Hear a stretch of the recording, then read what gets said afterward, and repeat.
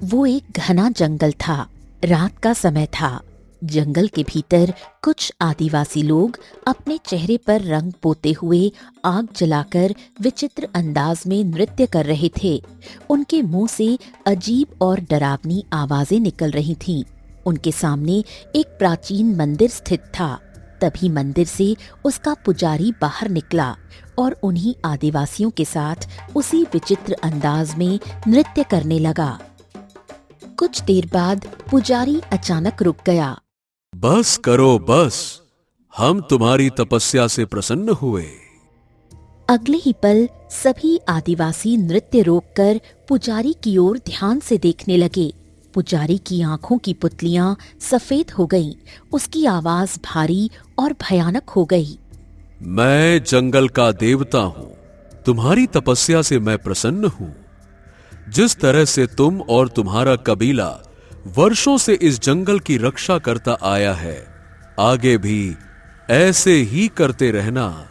इस जंगल में सुंदर और हर रोग से मुक्त कर देने वाली जड़ी बूटियां उगती हैं। परंतु याद रखना, जो मेरे जंगल को बुरी नजर से देखेगा उसे दंड मिलेगा। अगले ही पल पुजारी बेहोश होकर जमीन पर गिर पड़ा। कुछ देर बाद पुजारी को होश आया। वो मुस्कुराया और अपने कबीले की ओर देखने लगा। सारे कबीले वासी फिर से नृत्य करने लगे। इस पूरे दृश्य को दूर से अपनी हवेली की ऊंची छत पर खड़ा वाट नगर गांव का जमींदार देख रहा था। तभी उसका नौकर हुकुम सिंह वहां आया। हाँ, हरिओम हरिओम हरिओम। अरे हाँ, पूजा संपन्न हुई। जमींदार जी, मैं काफी समय से देख रहा हूँ कि जब भी सामने जंगल में कोई समारोह होता है मतलब कि आप छत पर खड़े होकर उसे बस टकटकी लगाकर देखते रहते हैं। अगर आपको उनका नृत्य देखने का शौक है तो मालिक जंगल क्यों नहीं चले जाते हैं? ये कोई साधारण समारोह नहीं है हुकुम। इसे भूता कोला परंपरा कहते हैं, और वो कोई साधारण जंगल नहीं है, बल्कि कांतारा जंगल है। कांतारा। हुकुम सिंह ये सुनकर चौंक गया। हैं?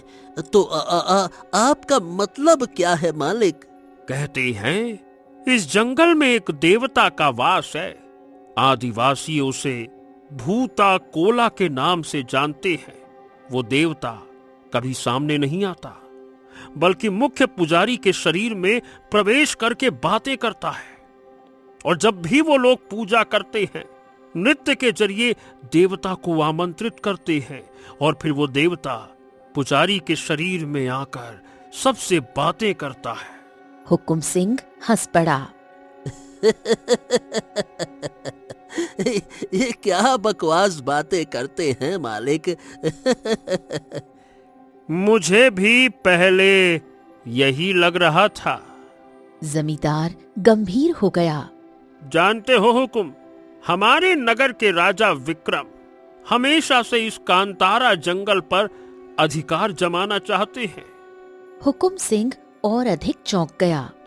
अरे लेकिन सारा राज्य ही तो महाराज का है, तो ये जंगल भी उन्हीं का हुआ ना? नहीं, पहले, कई वर्षों पहले महाराज के पूर्वजों ने आदिवासी समुदाय से एक संधि की थी हुकुम। उस संधि के अनुसार ये जंगल स्वतंत्र है। राजा, राजकुमार, मंत्री या सेनापति कोई भी यहाँ अपनी मर्जी से कुछ नहीं कर सकता, एक पत्ता भी नहीं तोड़ सकता। अगर जंगल से कुछ चाहिए तो पुजारी की अनुमति लेनी होगी। हुकुम सिंह गहरी सोच में डूब गया। ओह, ये तो बड़ी ही दिलचस्प बात बताई आपने। महाराजा विक्रम अब चाहते हैं कि मैं इस जंगल पर कब्जा करके ये जंगल उन्हें सौंप दूं। आदिवासियों को या तो मार दिया जाए या हमेशा हमेशा के लिए मिटा दिया जाए। महाराज सीधे हस्तक्षेप नहीं कर सकते। कल वो गांव की सीमा पर आएंगे और मुझे उनसे मिलने जाना है। हुकुम सिंह मुस्कुराया और वहां से चला गया। अगले दिन जमींदार अपने नौकर हुकुम सिंह के साथ घोड़े पर सवार होकर गांव की सीमा पर पहुंचा। वहां कई तंबू लगे हुए थे। जमींदार एक तंबू के अंदर गया। वहां राजा विक्रम बैठे थे। आओ आओ आओ मेरे मित्र आओ, हम तुम्हारा ही इंतजार कर रहे थे। आओ आओ आओ। तो बताओ फिर क्या सोचा है तुमने? क्या कांतारा जंगल को आदिवासियों से मुक्त करवाया जा सकता है या तुम कर सकते हो? महाराज ऐसा है कि हाँ, अरे बिल्कुल करवा सकता हूँ। अजय ये तो मेरे लिए बाएं हाथ का खेल है महाराज। आप मेरे मित्र हैं महाराज, मैं आपके लिए क्या नहीं कर सकता, सब कर सकता हूँ। राजा विक्रम मुस्कुराया। तुमने इस जंगल के बारे में विचित्र अफवाहें तो सुनी होंगी। हाँ, क्यों नहीं सुनी है। आदिवासी मानते हैं कि वहां देवता रहता है। अब देखिए, मैं ये देवताओं को तो नहीं मानता, मैं तो केवल धन को मानता हूँ महाराज। जहां धन है वहां अपना मन है। अगर वो जंगल हमारे अधिकार में आ गया तो हम आसपास के सभी राज्यों के सम्राट बन जाएंगे। उस जंगल में विशेष जड़ी बूटियां उगती हैं। कुछ जड़ी बूटियां मनुष्य को अमर बना सकती हैं और कुछ हर रोग से मुक्त कर देती हैं। राजा विक्रम की आंखों में लालच झलकने लगा। और फिर हम हर नगर में औषधालय बनवाएंगे। जड़ी बूटियां मुंहमांगी दामों पर बिकेंगी और फिर देखो, हर इंसान की बागडोर हमारे हाथ में होगी। जमींदार मुस्कुराया। आप तो बिल्कुल भी चिंता ना कीजिए महाराज। मैं कल ही हुकुम सिंह के साथ कांतारा जंगल जाऊंगा, आदिवासियों को खत्म कर दूंगा और मैं जंगल आपको सौंप दूंगा। ये मेरे बाएं हाथ का खेल है महाराज। इतना कहकर जमींदार अपने नौकर के साथ हवेली लौट आया। जमींदार जैसे ही अपनी हवेली पहुंचा, तभी उसकी पत्नी कौशल्या अपनी पुत्री गौरी के साथ उसके सामने आ गई। ये मैं क्या सुन रही हूँ? आप कांतारा जंगल पर कब्जा करने की सोच रहे हैं? ये कौशल्या, कितनी बार कहा है कि मेरे मामलों में दखल ना दिया करो। अरे मैं चाहे जंगल पे कब्जा करूं, चाहे चांद पे कब्जा करूं, तुझे इस बात से क्या है? कौशल्या क्रोधित हो गई। आपको हो क्या गया है? क्या आप नहीं जानते कि वो एक पवित्र जंगल है? वहाँ एक देवता का वास है। अगर आप वहाँ बुरी नीयत से जाएंगे तो परिणाम बहुत गंभीर होगा। मैं इन बकवास बातों में नहीं मानता, फालतू की बात करती है। इतना कहकर जमींदार अपने कक्ष की ओर चला गया।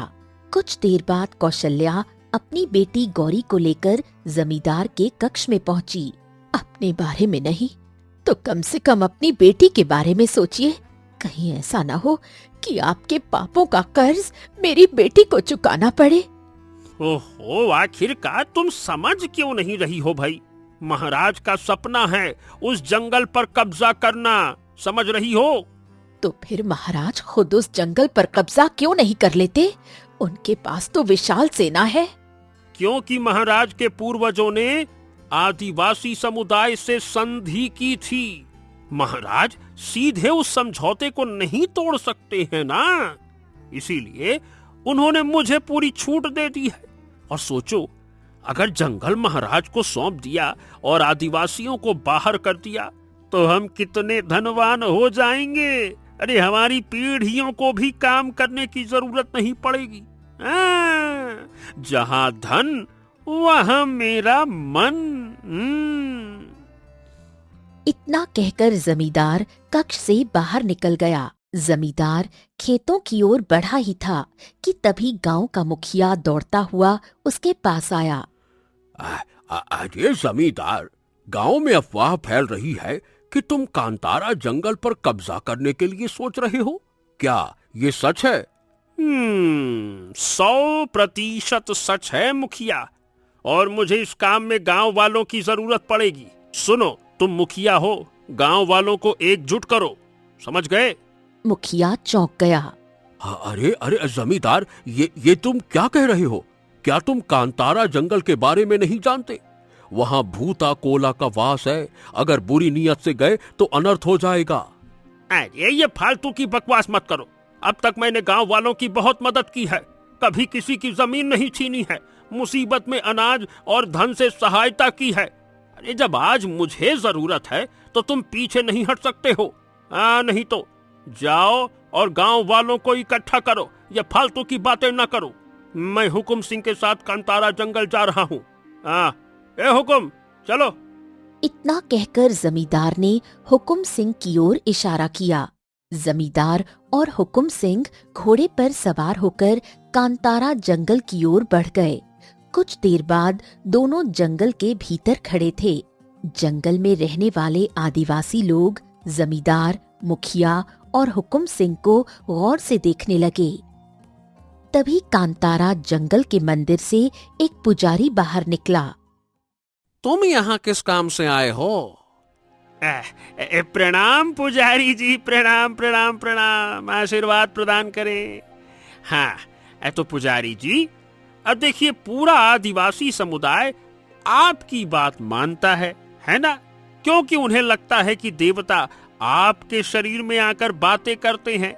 हाँ, अब देखिए, ये देवता फेवता की बातें जो हैं, ये तो मेरे लिए कोरी बकवास है। पुजारी ने गहरी नजर से जमींदार को देखा। आखिर तुम चाहते क्या हो? साफ साफ बताओ। तो साफ साफ शब्दों में कहूं तो मेरा दिल इस जंगल पे आ गया है। मुझे पूरा का पूरा कांतारा जंगल चाहिए। मैं इसकी मुंह मांगी कीमत देने को तैयार हूं, आप बस मुंह खोलो।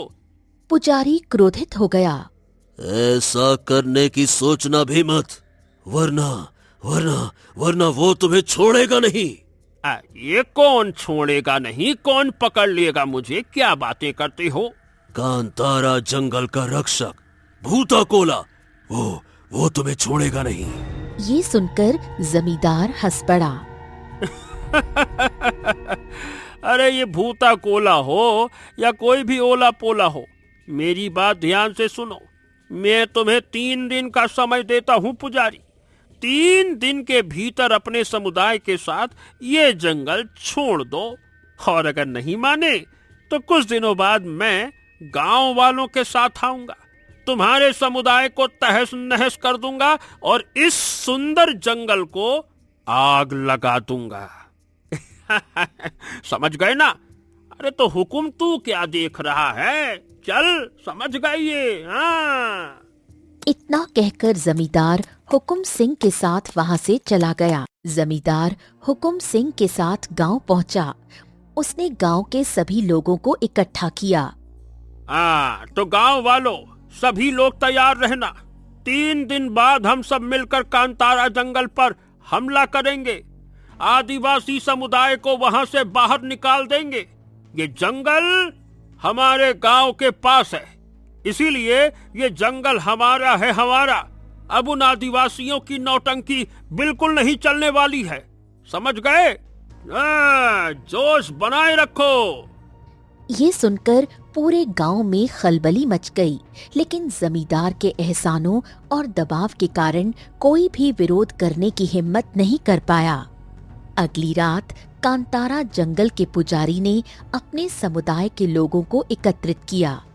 मेरी बात ध्यान से सुनो। जंगल पर खतरा मंडरा रहा है। जमींदार के इरादे मुझे ठीक नहीं लगे। 2 दिन बाद वो यहाँ आएगा और इस जंगल को तहस नहस कर देगा। एक आदिवासी आगे बढ़ा। हट पुटिका, हेल पट दिखती, हाकड़त पड़ती, दिड़सला। अरे हिंदी में बात करो, क्या कहना चाहते हो? मैं कहना चाहता हूँ पुजारी जी, अब पुजारी जी आप तो जानते हैं कि इस जंगल का रक्षक देवता ये सब बर्दाश्त नहीं करेगा। जमींदार ने अपने और अपने गांव वालों के लिए बहुत बड़ी मुसीबत मोल ले ली है। अब तो भगवान ही भला कर सकता है। ये सुनकर चारों ओर सन्नाटा फैल गया। 2 दिन बाद रात के समय जमींदार अपनी हवेली में गहरी नींद में था। तभी उसके कानों में एक भारी आवाज गूंजी। कभी चैन की नींद नहीं सो पाओगे। जमींदार घबरा कर उठ बैठा। अरे अरे ये कौन था? अचानक जमींदार के कानों में उसकी पुत्री चित्रलेखा की चीख सुनाई पड़ी। वो दौड़ते हुए चित्रलेखा के कक्ष की ओर गया। अंदर उसकी पत्नी कौशल्या फूट फूट कर रो रही थी। आज ये कौशल्या क्या हो गया भाई? ये क्या रोना गाना मचा रखा है? कौशल्या ने कांपते हुए सामने की ओर इशारा किया। उसे देखो। जमींदार की आंखें डर से फैल गईं। उसने देखा कि चित्रलेखा की आंखों की पुतलियां पूरी तरह सफेद हो चुकी हैं। अब तुम्हारा समय समाप्त हो गया है। तुमने और तुम्हारे गांव वालों ने बहुत बड़ा पाप किया है। इतना कहकर चित्रलेखा हवेली की छत की ओर दौड़ी। वो छत से कूद गई और जंगल की ओर भाग गई। जाओ देखो हमारी बेटी कहाँ गई? जमींदार ने हुकुम सिंह को आवाज दी। हुकुम सिंह! हुकुम सिंह दौड़ता हुआ आया। क्या हुआ मालिक? क्या हुआ जमींदार जी? जमींदार ने सारी घटना बता दी। अब जल्दी से जल्दी गांव वालों को इकट्ठा करो। मेरी बेटी जंगल की ओर भाग गई है, उसे लेकर आना होगा, जल्दी करो। कुछ ही देर में कई गांव वाले इकट्ठा हो गए। जमींदार मशाल लेकर जंगल की ओर बढ़ा। चित्रलेखा! चित्रलेखा! चित्रलेखा!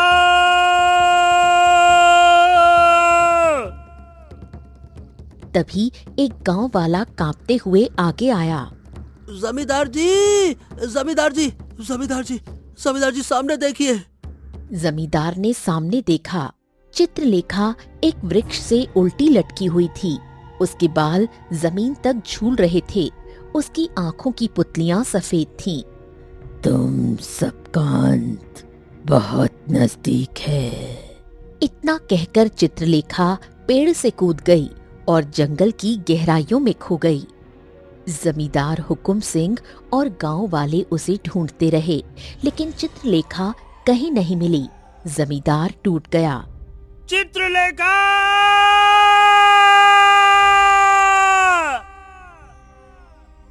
कहाँ हो तुम? कहाँ हो? कहाँ हो? उसकी आवाज जंगल में गूंजकर उसी के कानों में लौट आई। थक हार कर जमींदार मंदिर के पास पहुंचा। आदिवासी लोग डरे सहमे बैठे थे। कुछ देर बाद मंदिर से पुजारी बाहर आया। क्या हुआ? जमींदार ने रोते हुए सारी घटना बता दी। पुजारी की आंखों में डर उतर आया।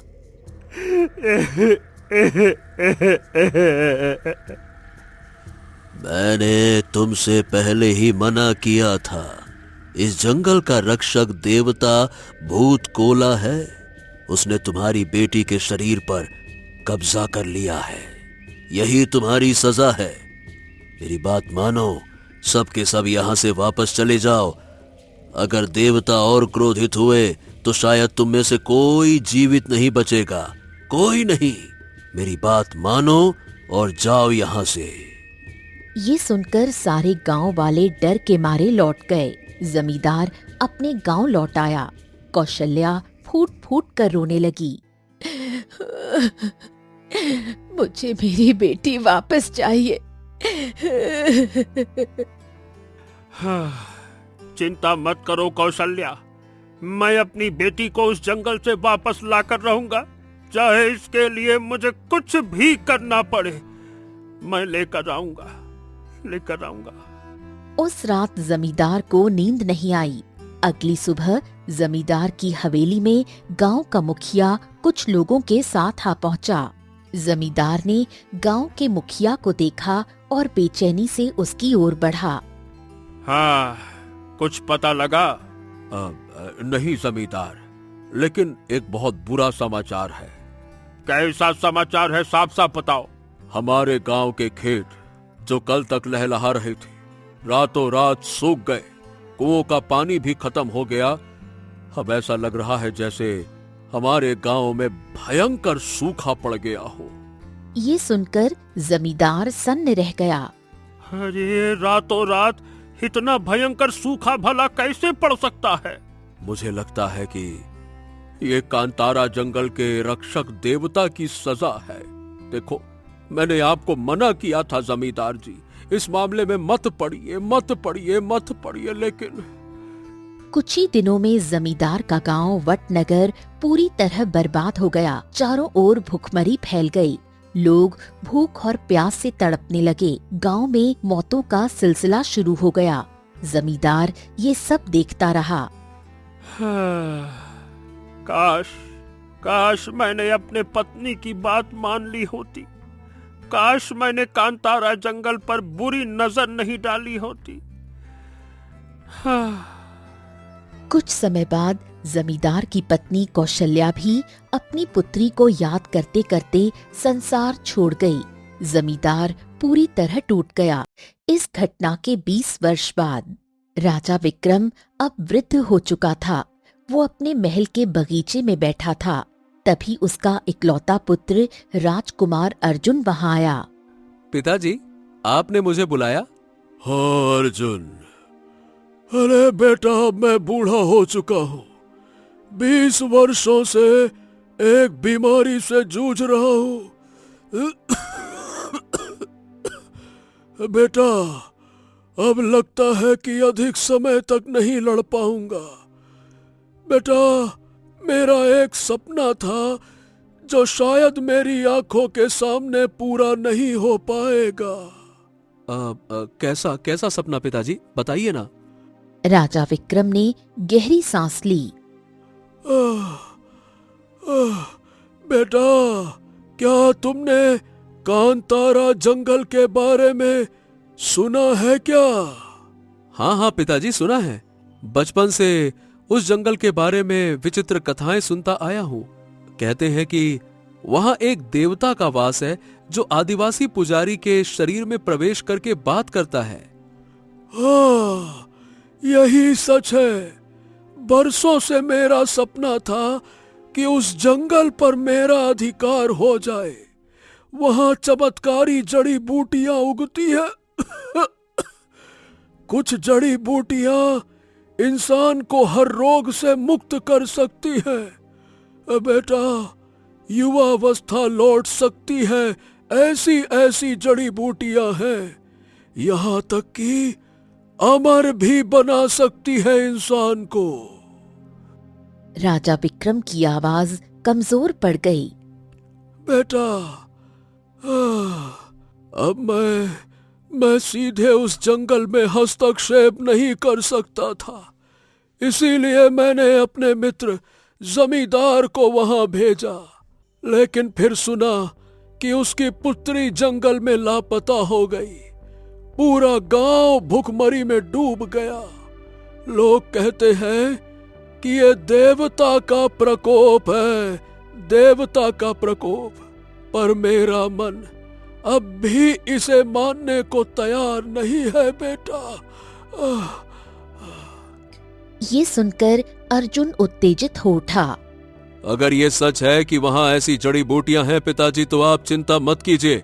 मैं सेनापति और सैनिकों के साथ सीधे कांतारा जंगल जाऊंगा। जंगल पर कब्जा करूंगा और आदिवासियों को या तो मार दूंगा या वहां से भगा दूंगा। राजा विक्रम चौंक गया। हाँ बेटा, मुझे तुमसे यही उम्मीद थी। अब समय आ गया है। अब हमें सीधे हस्तक्षेप करना चाहिए। अरे, पूर्वजों का समझौता तोड़ने का समय आ गया है। हाँ, तो ठीक है, फिर मुझे आशीर्वाद दीजिए पिताजी। अब मैं तभी लौटूंगा जब कांतारा जंगल हमारा होगा। आशीर्वाद दे। अर्जुन सीधे सेनापति के पास पहुंचा। सुनो, अपने साथ 2-3 सैनिकों को तैयार करो। हम अभी कांतारा जंगल की ओर रवाना होंगे, लेकिन उससे पहले वटनगर गांव जाएंगे।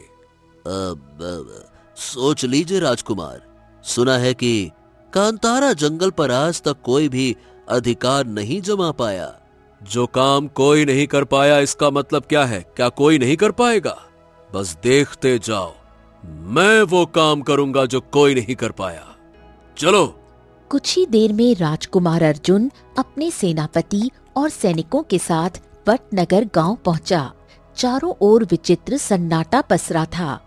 ऐसा लग रहा है जैसे हम श्मशान घाट में आ गए हों। क्यों सेनापति? हाँ, वो सामने हवेली है। लगता है कि जमींदार वहीं रहता होगा। अर्जुन, सेनापति और सैनिक हवेली में पहुंचे। कुछ देर बाद एक बूढ़ा व्यक्ति सामने आया। अरे अरे, तुम तो राजकुमार लगते हो। राजकुमार हो ना? हाँ, मुझे जमींदार से मिलना है। बूढ़े व्यक्ति की आंखें भर आईं। मैं ही जमींदार हूँ। मैं ही जमींदार हूँ। अर्जुन और सेनापति चौंक गए। बाप रे, आपकी ये हालत कैसे हो गई? और ये गांव श्मशान जैसा क्यों हो गया? जमींदार की आंखों से आंसू बहने लगे। मैंने देवता की चेतावनी को नजरअंदाज किया। यही मेरी सबसे बड़ी गलती थी। उसका दंड मेरे परिवार ने और पूरे गांव ने भुगता। पूरे गांव ने। ये सुनकर अर्जुन सन्न रह गया। ओह, आप कहना क्या चाहते हैं? जमींदार ने कांपती आवाज में राजकुमार अर्जुन को पूरी घटना सुना दी। उस दिन के बाद से मेरी पुत्री कभी वापस नहीं मिली। उसके बाद गांव में भुखमरी और तबाही फैल गई। कुछ ही समय के बाद मेरी पत्नी भी संसार को छोड़ गई। जमींदार की आंखें भर आईं। मैं आज भी जीवित हूँ तो सिर्फ एक बार अपनी बेटी चित्रलेखा को देखने के लिए। शायद उसे देख लूं तो चैन से मर पाऊंगा मैं।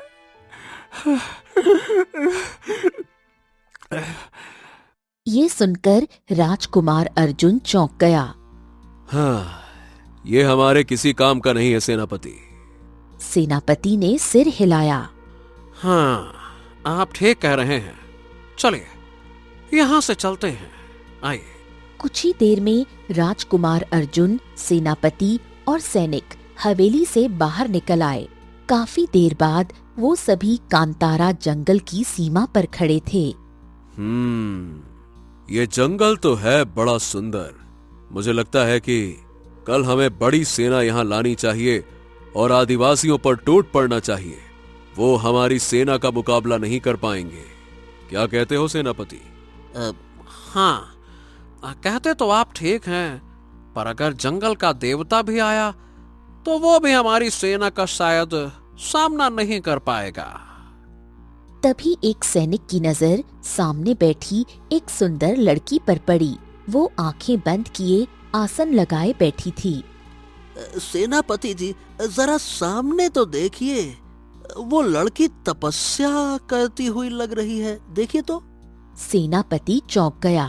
हाँ, यह तो किसी राजकुमारी जैसी लगती है। कुछ ही देर में सभी उसके पास पहुंच गए। लड़की ने आंखें खोली। कौन हो तुम? मैं राजकुमारी वसुंधरा हूँ, चंदन नगर की राजकुमारी। अर्जुन चौंक गया। लेकिन तुम यहाँ क्यों बैठी हुई हो और क्या तपस्या कर रही हो? तपस्या नहीं, किसी को याद कर रही हूँ। किसे? शायद तुम नहीं जानते, मेरे भीतर एक देवी का वास है। मैं मंत्रों के जाप से देवी को बुला सकती हूँ। मेरे सामने कोई देवता या राक्षस टिक नहीं सकता। राजकुमार अर्जुन हंस पड़ा। अगर तुम्हारे भीतर देवी हैं तो बताओ मेरा नाम क्या है और हम सब कौन हैं, बताओ। तुम राजकुमार अर्जुन हो, ये तुम्हारा सेनापति है और ये तुम्हारे सैनिक। तुम कांतारा जंगल पर कब्जा करने आए हो, पर समझ नहीं पा रहे कि कैसे करोगे। अर्जुन सन्न रह गया। हाँ, और तुम हमारी मदद कैसे कर सकती हो? हाँ, लेकिन जंगल पर हमारा आधा आधा अधिकार होगा। अर्जुन ने सेनापति की ओर देखा। सेनापति ने धीमी आवाज में कहा, बात मान लीजिए राजकुमार, एक बार जंगल हमारा हो गया तो बाद में देख लेंगे। पहले आधे पर तो कब्जा हो, आधे पर बाद में कर लेंगे। ठीक है, हमें मंजूर है। अब ये बताओ कि हमें क्या करना होगा। इस जंगल की रक्षा एक देवता करता है। कोई भी उसे नुकसान पहुंचाए तो वो सब कुछ नष्ट कर देता है। उस देवता का सामना सिर्फ मैं कर सकती हूँ। रात का सन्नाटा जंगल में फैल गया। मंदिर से पुजारी बाहर आया। आदिवासी विचित्र नृत्य करने लगे। पुजारी नृत्य करने लगा। अचानक वो चीखा और सब शांत हो गए। पुजारी के भीतर जंगल का रक्षक प्रवेश कर चुका था। उसकी आंखों की पुतलियां सफेद हो गईं। उसी समय राजकुमार अर्जुन, सेनापति और सैनिक वहां पहुंचे। चलो अब जल्दी करो, देवी को बुलाओ और पुजारी को खत्म करो। अगले ही पल राजकुमारी वसुंधरा रंग बिरंगी रोशनी में एक साधारण लड़की में बदल गई। तुम कौन हो? मैं जमींदार की बेटी हूँ। अचानक पुजारी बेहोश हो गया। उसके मुंह से काला धुआं निकला और जमींदार की बेटी के शरीर में प्रवेश कर गया। उसका चेहरा भयानक हो गया। कितने मूर्ख हो तुम लोग। जमींदार और उसके गांव की हालत देखने के बाद भी तुम्हें अक्ल नहीं आई। राजा विक्रम 20 साल से बीमारी से जूझ रहा है, फिर भी उसका लालच खत्म नहीं हुआ। तुम सब मारे जाओगे। जमींदार की बेटी सेनापति पर झपटी। उसके शरीर में पंजे गड़ा दिए। उसने राजकुमार अर्जुन पर भी तेज प्रहार किया। सैनिक डर से कांपने लगे। अचानक उसकी आंखों से चिंगारियां निकलीं। सैनिकों के शरीर में आग लग गई। वो चीखते हुए गिर पड़े। अगले ही पल काला धुआं वापस पुजारी के शरीर में चला गया। जमींदार की बेटी का शरीर जलने लगा। पुजारी की आंखों की पुतलियां सफेद हो गईं। मैं भूता कोला हूँ, इस जंगल का रक्षक। मैंने अपने शत्रुओं का अंत कर दिया। जमींदार का वंश समाप्त हुआ। राजा विक्रम का पुत्र भी नष्ट हुआ। राजा विक्रम स्वयं मृत्यु की ओर बढ़ रहा है। जो भी बुरी नीयत से कांतारा जंगल में आएगा, उसका यही अंजाम होगा। इतना कहकर पुजारी सामान्य हो गया। कुछ दिनों बाद जमींदार की मृत्यु हो गई। राजा विक्रम को अपने पुत्र की मृत्यु का समाचार मिला। कुछ ही समय बाद वो भी संसार छोड़ गया।